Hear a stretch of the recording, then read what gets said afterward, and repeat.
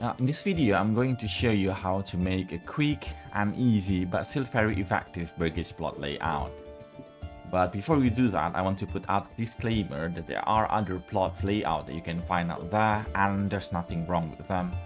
This is one of the most well-known Burgage plots out there, and I do use them from time to time because look, they are actually very beautiful to look at and very satisfying to make. It's just that sometimes I don't really have the space for such a shape, and also it's actually quite complicated steps to make, and I do sometimes want to make Burgage plot that requires less time and less effort. So that's what I'm going to show you today. But before we do that, let's start with the basic principle of making a Burgage plot. So basically, when you lay out a Burgage plot, the first 2 points going to determine the size of the living area. And if you put the Burgage plot big enough, you can see that the backyard is going to form. Now, there's nothing wrong with this space in the sense that you can still put vegetable gardens and apple orchards in there, and they're still going to produce quite a lot. The problem is that there are a lot of wasted space here in this area. Only these two spaces are going to be used as the living area where the houses are built, while these spaces are not going to be used for anything. So what we're trying to do is we're trying to make the backyard area as big as possible in proportions to the wasted space in the living area. And there are several ways you can do that. I always do my layout using road. There are other ways you can use you can make your layout with, like other buildings and other tricks. But again, they can be quite complicated. So I usually just use road. So the first way is to make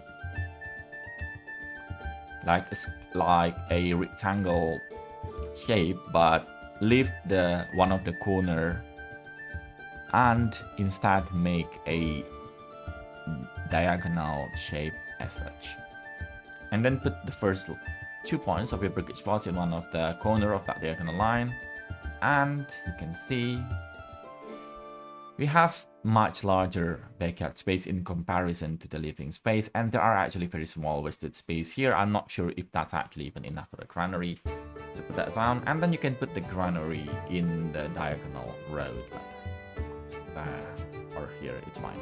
Yeah, if you don't have the woodcutter slot here, you can put it there, but I'm going to put it here. And the reason why we want to put the granary close to the Burgage plots where the vegetable gardens or the apple orchards is, because in my experience, the biggest problems I have with vegetable gardens and apple orchards is not that they don't produce as much. The problem is that the village is going to stop harvesting when the pantry in the Burgage plot is full. And to avoid that, we want to put the granary close to the Burgage plot so the granary workers can go out and collect those apples and vegetables from the Burgage pantries, put them in the granary, make the Burgage pantry empty again, so the villagers can continue harvesting more apples and the vegetable gardens.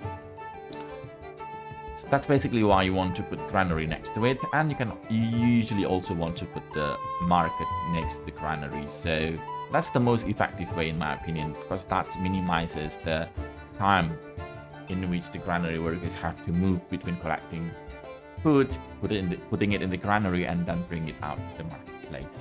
That is one layout, but there is another layout in which the wasted space is actually even less and the process is still as simple. So you want to start with like square-like shape. Doesn't have to be a perfect square. As long as it's not too elongated on one side, it's fine. And then you want to put a diagonal line right in the middle. Now, what you want to do is to simply put the first 2 points of the Burgage in the one of the corner, as so. As you can see, almost no wasted space there. All of them is used for the Burgage plot, for the backyard cement. You can do the other one here. I think that's still too big in my opinion, so I'm going to put it even closer together. Wait, yep.